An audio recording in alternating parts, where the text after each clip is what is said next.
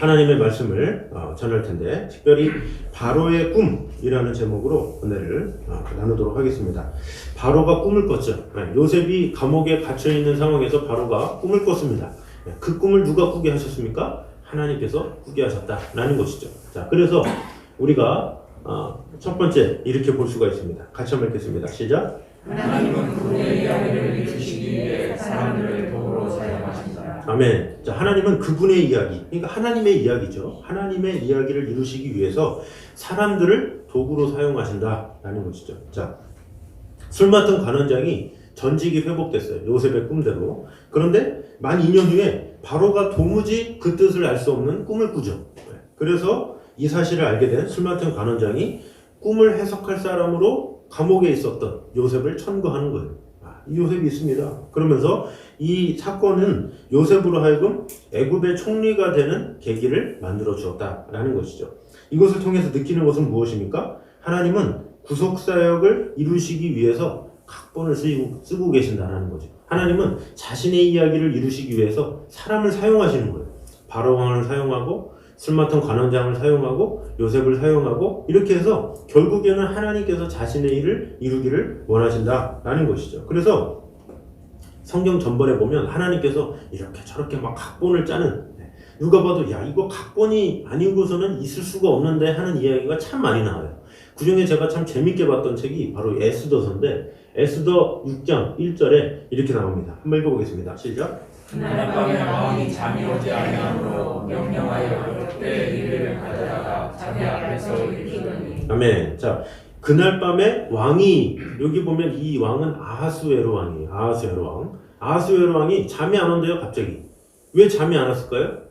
하나님께서 잠이 안 오게 했겠죠. 왜냐? 이 잠이 안 와가지고 꿈지럭꿈지럭 대다가 할 게 없는 거야. 심심하고. 그래서 이 하인한테 야, 역대일기 좀 갖고 와봐. 그걸 한번 읽어봐. 이렇게 얘기한 거죠. 보통은 왕이 살아생전에 역대일기를 잘 읽어보는 일이 없어요. 그죠? 왜냐하면 왕은 일거수일투족 다 그걸 신하들이 다 적고 있거든요. 다 따라다니면서. 근데 그 굵은 역대일기를 귀찮게 누가 읽고 뭐 하겠어요. 그런데 워낙 잠이 안 오고 막 꿈지럭대고 힘드니까 그냥 신하를 불러가지고 야, 역대일기라도 한번 읽어봐라. 이렇게 얘기를 한 거예요. 근데 역대일기를 하인이 읽었어요. 읽었더니 마침 그곳에서 모르드게라는 사람이 이 왕을 죽이려고 했다는 그 사람을 고발한 내용이 나와요. 그래서 이 모르드게의 고발로 말미암아 아하수에로 왕이 살았거든요. 그런데 그것에 대해서 상을 줬어야 되는데 상을 갚지 않은 것을 역대일기를 읽으면서 알게 된 거야. 왕이. 그래서 이상하네. 이 모르드게라는 사람한테 상을 줬어야 되는데 안 줬네. 이런 생각이 들었죠. 그래서 밖에 누가 있냐? 이거 물어봤어요. 근데 마침 또 거기에 그 하만이 있었어요. 하만. 그래서 이 하만이라는 사람은 모르드게를 죽이려고 이 나무를 이렇게 목을 매다는 이렇게 단두대 같은 거, 그걸 만든 거죠. 목을 매달아 달만한. 그래서 야, 이 모르드게를 내가 목을 죽여야 되겠다. 이 유대인들 다 멸해야 되겠다. 그런 마음에 하만은 막 이렇게 하고 있었어요. 그런데 마침 하만이 있었다는 거예요. 하만한테 딱 불러서 왕이 얘기한 거죠. 야, 이 왕의 사랑을 입은 자들, 왕이 존귀하게 하기를 원하는 사람한테 왕이 어떻게 했으면 좋겠느냐? 이렇게 말을 했어요. 그랬더니 하만이 나 이 밤중에 나를 불렀다는 것은 나를 신임하는 것이고 그러면 나한테 해준다는 거 아니야? 그래서 이제 속에서 그런 마음 가지고 왕한테 얘기한 거예요. 왕이시여, 왕의 존귀함을 입은 자에게는 가만히 놔두시면 안 됩니다. 우선은 왕의 복장을 입히세요. 왕의 복장을 입히시고 왕의 인장반지를 끼게 하시고, 그래서 왕관을 끼게 하세요. 그래서 말을 태운 다음에 성중의 거리에 탁 다니게 하세요. 그래서 이 왕이 존귀케 하시는 사람들은 이렇게 해주신다라고 얘기를 하세요. 얘기한 거죠. 그러니까 하만은 자기한테 할 줄 알고 그렇게 얘기한 건데 왕이 알았다고 그러면서 너 저기 가서 모르드게를 마루에 태우고 거기다가 왕복을 입히고 왕관을 씌우고 왕의 반지를 끼우고 거기 성중에 다니게 하면서 왕이 존귀케 하시는 사람들은 이렇게 해준다라고 선포해라 얘기한 거예요. 모르드게가 엄청난 굴욕인 거죠. 자기가 죽이려고 했던, 하만이 자기가 죽이려고 했던 모르드게가 왕계의 존귀하심을 입은 거잖아요. 그래서 하만이 눈물을 머금고 모르드게를 태워서 왕이 존귀케 하시는 사람은 이렇게 될지어다 막 이렇게 외치게 한 거예요. 재밌지 않습니까? 이 에스더서 마침 잠이 안 와서 역대일기를 펴봐라. 그래서 모르드게를 하는데 하만을 사용해서 모르드게를 존귀케 하고 이런 것 예언 보면 참 기가 막혀요. 야, 하나님께서 어떻게 이렇게 이야기를 엮어가시는지 이런 생각이 들어요. 예, 이때뿐만이 아니죠. 이스라엘의 포로를 해방하는데 왕의 마음을 하나님께서 감동시키시죠. 에스라 1장입니다. 시작. 바사왕 고레스 원년에 여호와께서 예레미야 입을 통하여 하신 말씀을 이루게 하시려고 바사왕 고레스의 마음을 감동시키시네. 그가 온 나라에 공포도 하고 조소도 내려 이르되. 아멘. 자, 여기 보니까 바사왕 고레스 원년에, 이 고레스는 하나님을 모르는 사람이에요. 하나님을 모르는 사람인데 갑자기 말씀을 이루게 하시려고 바사왕 고레스의 마음을 감동시키시네. 누가? 하나님이. 그래서 그가 온 나라에 공포도 하고 조소도 내려 이르되. 자, 성전 건축해라 이렇게 얘기한 거예요. 하나님을 모르는데, 하나님을 모르는 사람이 갑자기 성전을 건축해라 얘기를 한 거예요. 그러니까 얼마나 황당합니까? 쉽게 말하면 뭐 우리나라의 대통령이 불교신자예요. 근데 대통령이 딱 되자마자 갑자기 독재를 하는 거야. 근데 독재를 하더니 갑자기 자, 이 나라의 자, 모든 종교를 다 기독교로 바꾸자 이런 얘기나 마찬가지. 되게 황당하죠? 근데 그런 황당한 이야기를 하나님께서 하신 거예요. 지금 이스라엘이 포로 상황이 돼서 이러지도 못하고 저러지도 못한 상황이에요. 근데 하나님께서는 고레스 왕의 마음을 감동시키셔서 하나님도 모르는 왕한테 갑자기 마음을 감동을 줘서 이스라엘 성전이 필요하지? 성전 건축해 이렇게 시켰다라는 거죠. 정말 이렇게 황당한 일이 아닐 수 없죠. 이것은 다 하나님께서 시켜서 하나님의 이야기이기 때문에 그렇다라는 것이죠. 자, 느헤미야 2장을 보겠습니다. 한번 읽어보겠습니다. 시작. 느헤미야 2장 1절부터 시작. 아닥사스다 왕 제20년에 이상원에 왕 앞에 포도주가 있기로 내가 그 포도주를 왕에게 드렸는데 이전에는 왕이 내게 이르시되 내가 병이 없었거를 어찌하여 얼굴에 수심이 있느냐 이는 필연 내 마음에 근심이 있음이로다 하더라. 그때에 내가 크게 두려워하여. 아멘. 자, 이 아닥사스다는 고레스 왕의 아들이에요. 그러니까 고레스 왕이 선포는 했지만 아직까지 성전 건축이 더 원활하게 되지 않았어요. 왜냐하면 그것을 방해하는 사람들 때문에 계속 지어지다가 말다가 이런 상황이에요. 그래서 이 느헤미야가 술관원장으로 있는데 술관원장이 느헤미야가 뭐라 그럽니까? 이전에는 내가 왕 앞에서 수심이 없었더니 1절이 이렇게 마지막에 나오잖아요. 수심이 있으면 안 돼요. 왕 앞에서. 왕 앞에서 어느 누가 신하가 이러고 있다. 그러면 왕이 뭐야 이거 기분 나쁘네. 너 감옥에 가. 든지 아니면 너 그냥 끝이야. 이런 거예요. 이거 왕 앞에는 항상 왕이시여 그러면서 막 웃으면서 막 딸랑딸랑 이거 해야 돼. 근데 술관원장인데 술관원장이면 항상 옆에 있는 사람인데 딸랑딸랑 그날따라 안 하고 막 이런 거예요. 자, 그러면 바로 왕이 처단을 해야 돼. 그 당시 때 법은 항상 그래. 왕의 기분을 상하게 했다? 어디 왕 앞에서 수심이 세상이 무너져도 왕 앞에서는 그래서는 안 되는 거예요. 그런데 느헤미야가 막 극심하게 있는 거예요. 그런데 2절에 왕이 내게 이르되 네가 병이 없거늘 어찌하여 얼굴에 수심이 있느냐 이는 필연 내 마음에 근심이 있음이로다. 말도 안 되는 내용이에요. 왕이 술 맡은 간원장한테 야, 너 얼굴빛이 안 좋은데 너 무슨 고민이 있니? 라고 하면서 고민을 들어주는 내용이 이 성경에 나오는 거예요. 있을 수 없는 그 일을 하나님께서 어떻게 그 마음을 변화시키셔서 하셨다라는 것이죠. 그래서 느헤미야로 하여금 그래? 네가 수심이 이렇게 가득한 것은 성전 건축이 멈춰서 그렇다고? 알았어, 너 가서 성전 건축해. 그러면서 느헤미야로 하여금 마음껏 일할 수 있도록 해줬다라는 것이죠. 이런 말도 안 되는 것들 하나님께서 하신 것이다라는 거죠. 왕의 마음을 확 변화시키셔서. 왜? 하나님은 하나님의 일을 하셔야 되기 때문에 왕이든 누구든 다 필요 없어. 다 하나님의 일들 가운데 다 사용되는 데는 모든 사람의 예외가 없이 다 쓰임을 받게 된다라는 것이죠. 자, 하나님께서 다 일을 그렇게 하셔서 우리는 역사를 히스토리라고 그러죠. 히스토리. 근데 히스토리는 히스토리의 약자예요. 히스가 누굽니까? 하나님. 그분의 이야기예요. 히스 스토리. 그래서 우리가 말하는 역사는 사실 뭐 1차 세계대전, 2차 세계대전 막 이런 그런 게 역사가 아니에요. 진정한 역사는 하나님의 이야기. 그게 진정한 히스토리 역사다라는 것이죠. 자, 그래서 이게 제가 지어낸 얘기 아닙니다. 이거. 네. 이게 확실한 거예요. 그래서 그분의 이야기, 그것이 역사다라는 것이죠. 그래서 이 요셉의 이야기는 하나님의 역사를 이루기 위한 하나님의 이야기다라는 것이죠. 그래서 하나님의 이야기는 바로 예수 그리스도를 통해서 세상을 가르시고 어떻게 가르셨습니까? BC와 AD로 가르셨죠. 하나님이 역사를 가르셨어. 이 히스토리의 이 절반은 중간은 예수 그리스도예요. 그래서 BC, Before Christ, 예수님 전, 이 전 시대, 그리고 AD, 안노 도미니 해서 예수님 이후 새로운 해 이런 뜻이죠. 그래서 그때로 나눈 거다라는 거죠. 왜? 이 세상은 하나님을 중심으로 이렇게 이루어지기 때문에. 그래서 우리가 기도 제목을 할 때도 우리가 항상 하나님이 들어가야 되는 거예요. 하나님 코로나가 잠잠하게 하게 하여 주시옵소서. 여기는 약간 반쪽이야.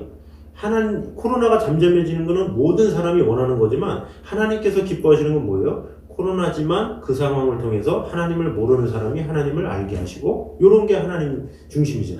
내 자녀가 잘 되게 해주세요. 좋은 대학 가게 해주시고 좋은 데 취업해 주시고 이런 건 뭐예요? 하나님이 빠진 거야. 네.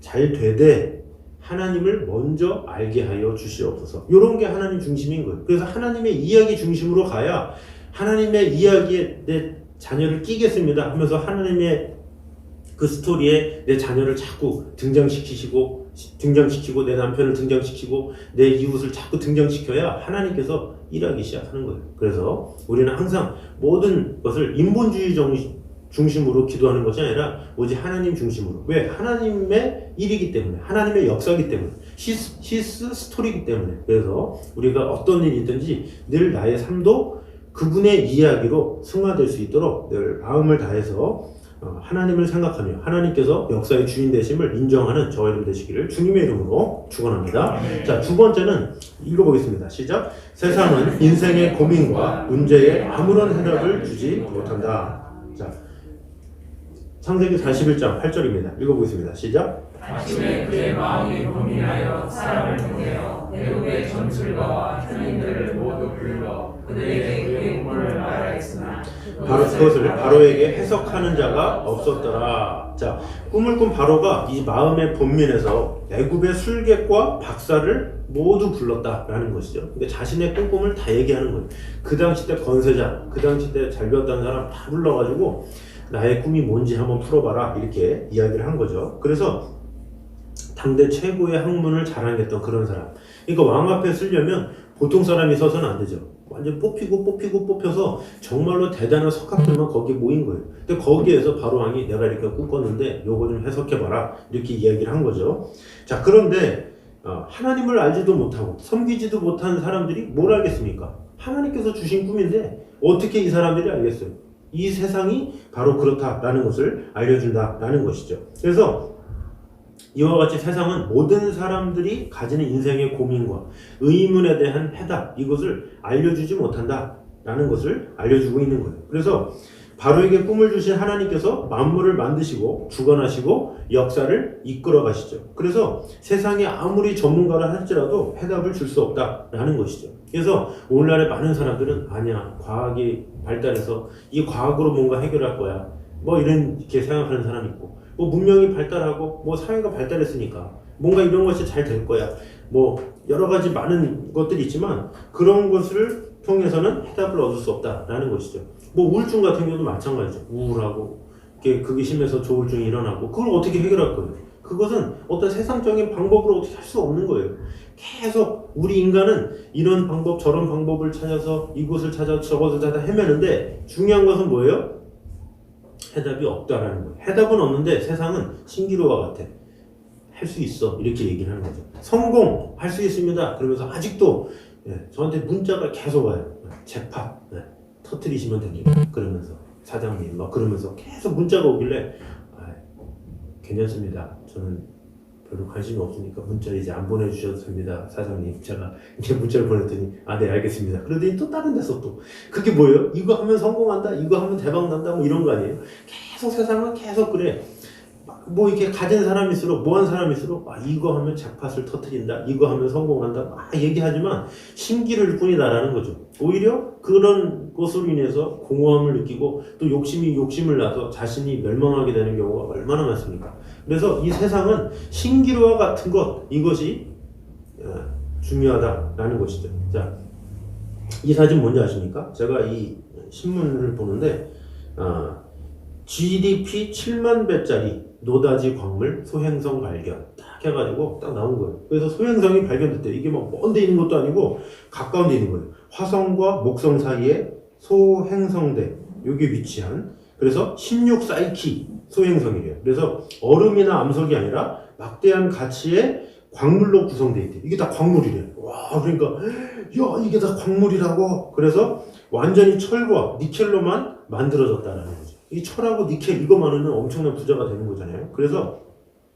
이 16사이키는 자외선 파장을 분석한 결과 태양풍에 의한 산화작용을 발견했고, 이를 근거로 소행성이 광물 덩어리라는 결론을 내렸다. 이게 신문기사에 이렇게 나와요. 그러면서 SWRI, 이게 그것을 이제 관측하는 연구소 같은데, 여기가 추산한 이 소행성의 가치가 얼마냐? 2019년 기준 지구촌 전체 GDP가 142조 달러인데 거기에 7만 배에 달한다. 그러면서 와, 거기에 7만 배래. 여기 2019년에 GDP에 7만 배가 여기 다 있대.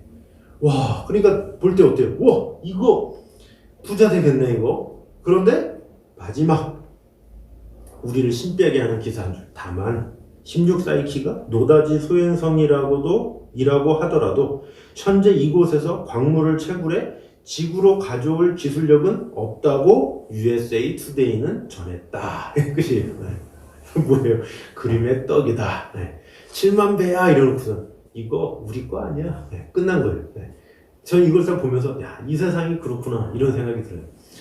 저거다, 저게 성공이다 그러면서 막 달리는데, 그런데 해답은 없어. 네, 마지막에 항상 해답은 네가 찾아야 돼 막 이러면서 얼마나 많은 다이어트 약이 있어요. 이거 하면 다 빠진대. 결국엔 마지막은 뭐예요?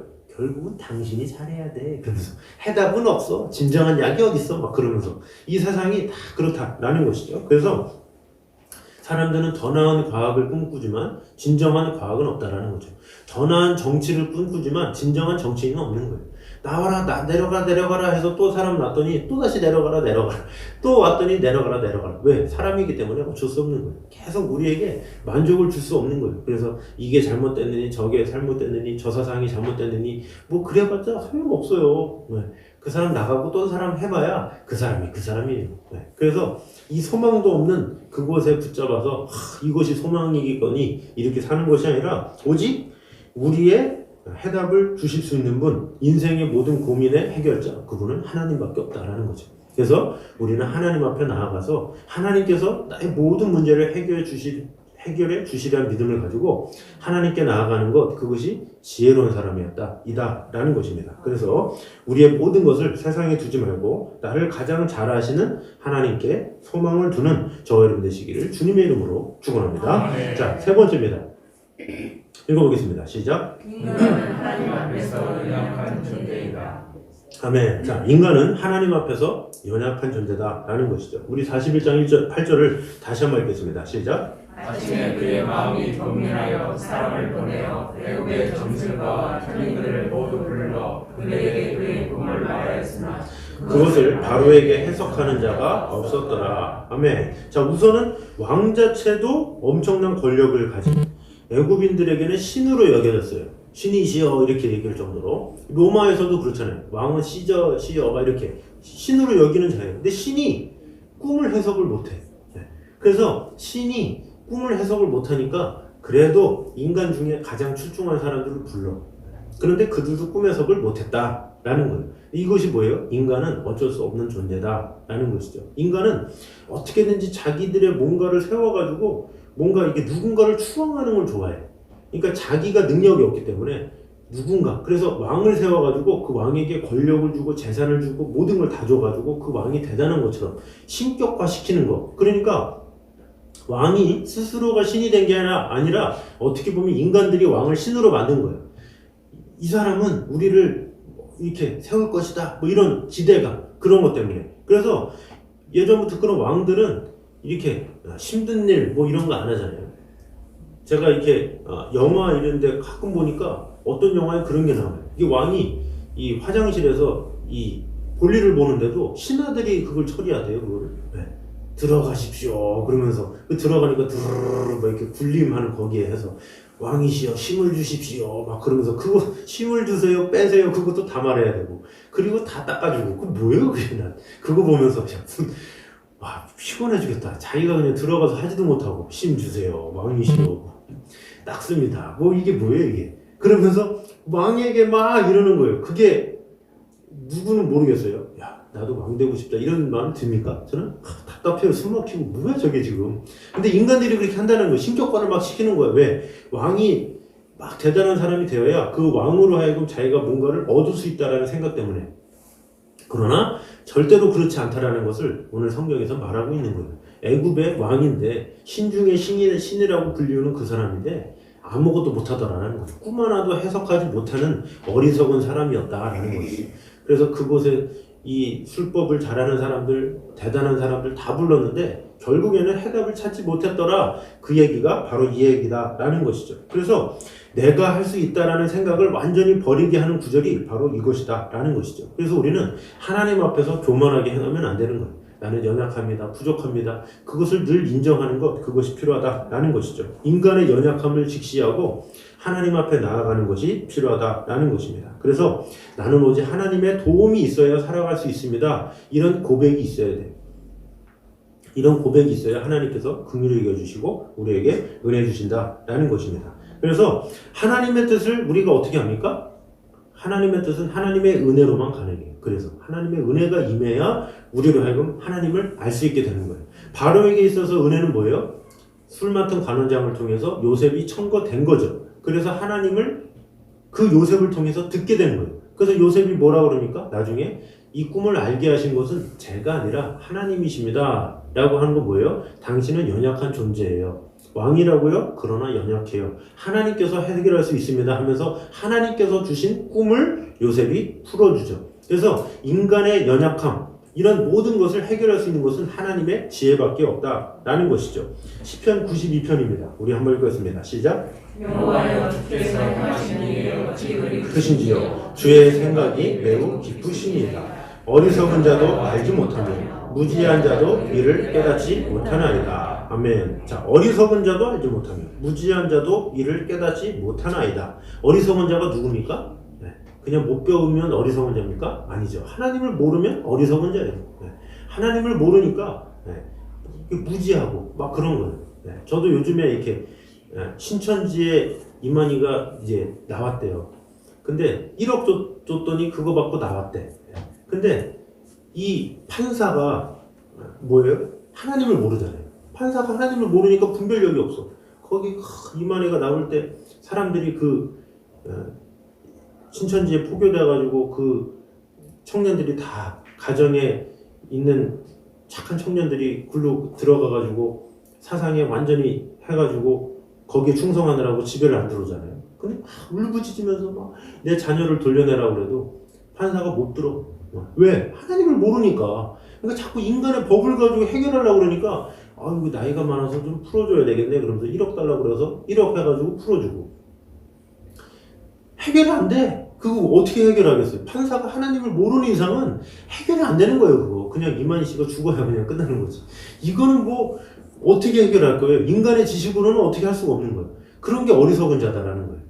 뭐 꼭 그 판사가 그렇다고 얘기하는 게 예를 드는 거예요. 그러니까 세상의 모든 것이 그런 거예요. 영적으로 해결해야 뭔가 이렇게 되는 거를 영적인 세계 자체를 모르잖아요. 그러니까 인간적인 세상만 가지고 그냥 이게 이거다 저거다 이렇게 하니까 어떤 결론을 내리지도 못하는 거예요.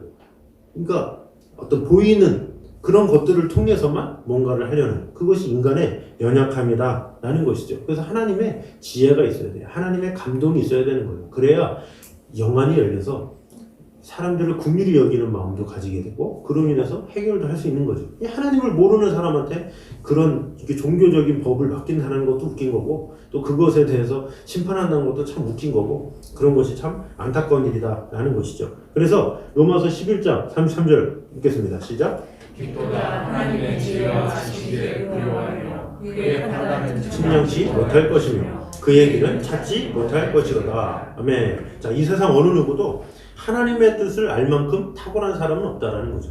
오직 하나님의 은혜로 깨닫게 하셔야 된다라는 것이죠. 바로 왕에게 요셉이 청거돼서 요셉에게 꿈을 주신 것은 하나님이시고 하나님의 은혜로 결국에는 바로가 꿈의 해석을 받게 되었다라는 것이죠. 자, 마찬가지로 오늘날도 우리는 하나님의 뜻을 알 수가 없어요. 하나님의 뜻을 알 수 없는 연약한 자들이에요. 사람은 다 똑같죠. 다 그렇기 때문에 하나님께서 동일하게 주신 것이 있어요. 그게 누굽니까? 바로 성령이시다라는 거죠. 우리의 진정한 선생. 요한복음 14장 26절입니다. 시작. 내 이름으로 보내실 성령 그가 너희에게 모든 것을 가르치고 내가 너희에게 말한 모든 것을 생각나게 하리라. 아멘. 자, 아버지께서 내 이름으로 보내실 성령 그가 너희에게 모든 것을 가르치고 내가 너희에게 말한 모든 것을 생각나게 하리라. 왜? 그분이 지혜이기 때문에. 그래서 성경을 통해 지혜요 하나님의 마음과 하나님의 뜻을 알 수 있다라는 것입니다. 그래서 우리는 하나님의 말씀으로 돌아가서 하나님 앞에 지혜를 구하는 것 그것이 필요하다는 거예요. 주님, 나는 연약합니다. 하나님 지혜를 더하여 주시옵소서. 하나님께서 은혜를 주셔야 됩니다. 막 그러면서 어떤 하나님의 은혜만을 갈망할 때 하나님께서 성령을 통해서 이렇게 주시는 거예요. 우리는 자꾸 똑같은 인간이라 누구는 믿음이 좋아서 해답을 줄 거야 그러면서 뭐예요? 뭐 이런 경우도 있겠지만 사실 진정한 우리의 스승은 성경이다라는 성경의 말씀 성령을 통해서 우리에게 지혜를 주시고 앞니를 주시고 뜻을 알려주신다라는 것이죠. 그래서 우리는 뭐 누구 힘들게 찾아갈 필요도 없는 거예요. 무릎을 꿇고 주여 하면서 말씀을 통해서 주여 말씀하여 주시옵소서 주의 종이 듣겠나이다 그런 마음으로 겸손하게 말씀을 열면 하나님께서 은혜 주시고 함께 해주시고 이끌어 주신다라는 것이죠.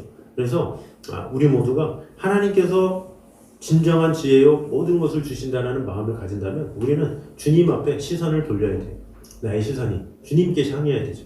이 세상에 자꾸 향하지 말고 이 세상은 소망이 없다니까요. 계속 된다 그러면서 계속 어쩔 수 없는 게 인간이에요.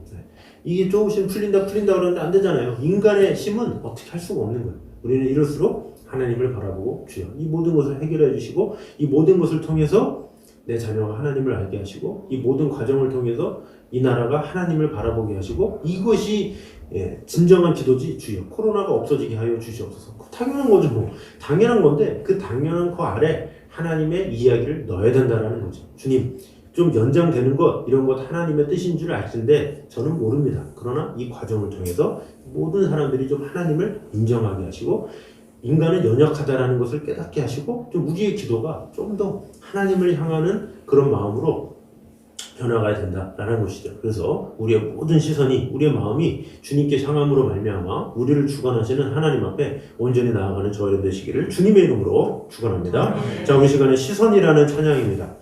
내게로부터 눈을 들어 주를 보기 시작할 때 주의 일을 보겠네. 우리 주보에도 있으니까 우리 같이 가사를 생각하면서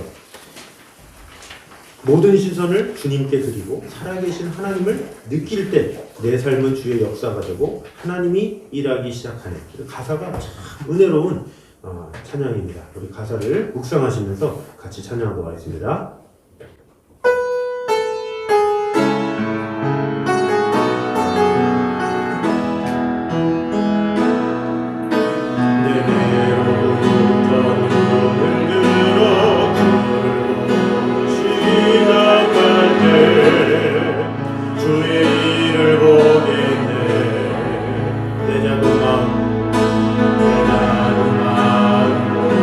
기사 하늘의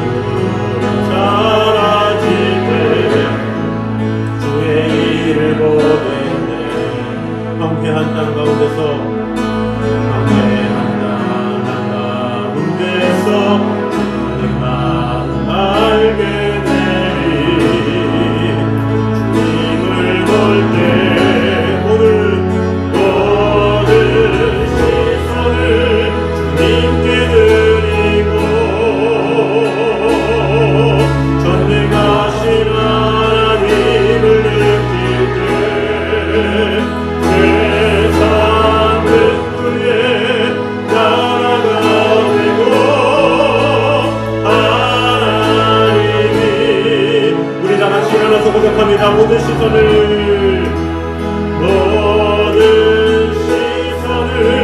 주님께 드리고 전능하신 하나님을 느낄 때 세상은 그의 나라이고 하나님이 일하기 시작한 주님의 영광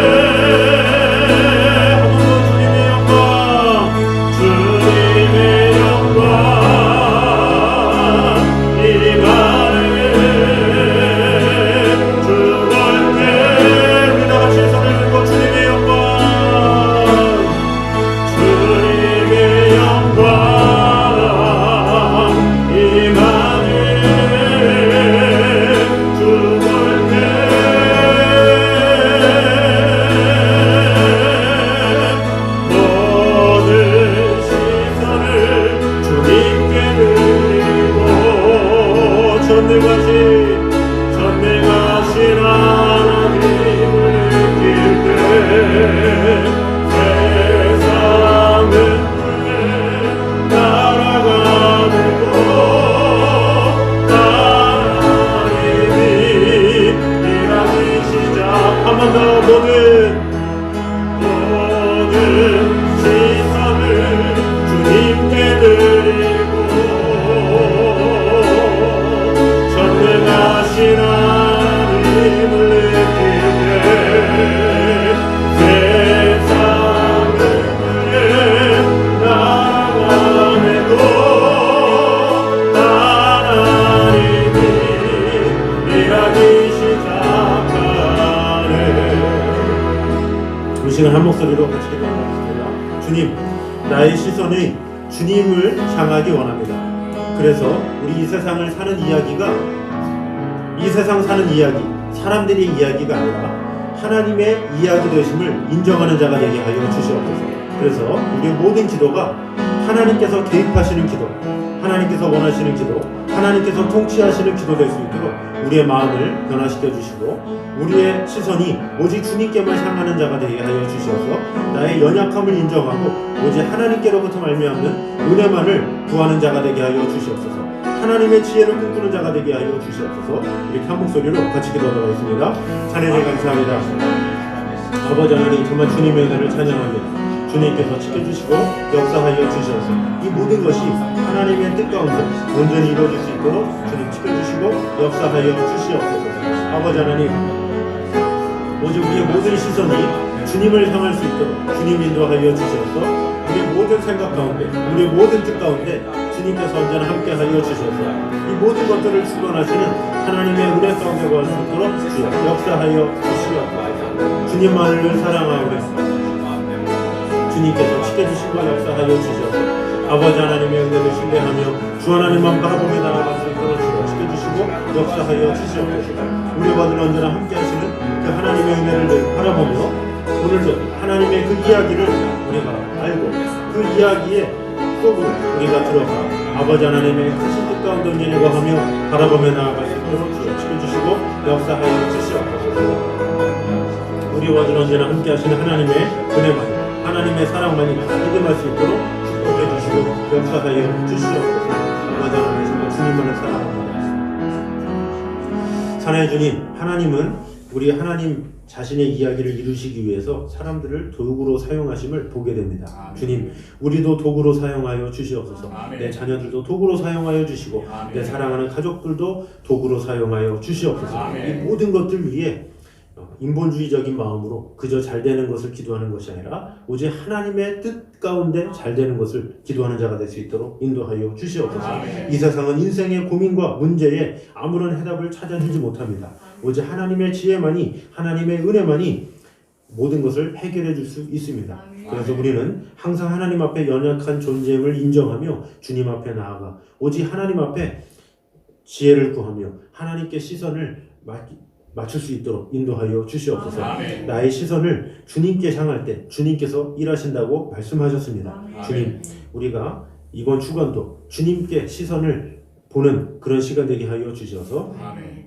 모든 시선을 주님께 온전히 맡김으로 말미암아 나를 지으시고 나를 인도하시고 나를 가장 좋은 길로 인도하실 분이 하나님이심을 이번 주도 인정하는 한 주가 되어서 정말로 하나님과 동행하며 하나님의 뜻 가운데 우리의 삶이 더욱더 하나님의 귀한 은혜로 거듭남을 입으며 하나님의 사랑 가운데 가는 인생 될 수 있도록 축복해 주시고 함께하여 주시옵소서. 아멘. 계속되는 코로나 상황이지만 그럼에도 불구하고 하나님은 살아계심을 믿으며 아멘. 우리가 주중의 가운데서도 예배를 통해서 하나님의 영광을 보게 하시고 예배를 통해서 하나님을 만나게 하시고 또한 개인적으로 말씀을 통해서도 성령의 음성을 들음으로 말미암아 놀라운 하나님의 지혜 가운데 거하는 진정한 하나님께서 쓰시는 사람 될 수 있도록 지켜주시고 함께하여 주시옵소서. 아멘. 이제는 우리 주 예수 그리스도의 은혜와 아버지 하나님의 무한하신 사랑과 성령님의 교통하심이 참 지혜이신 하나님 앞에 나와 예배하며 하나님 앞에 영혼 돌리기 원하는 이 자리에 있는 모든 성도들 위해 이제부터 영원까지 함께 있기를 간절히 축원하옵나이다. 아멘.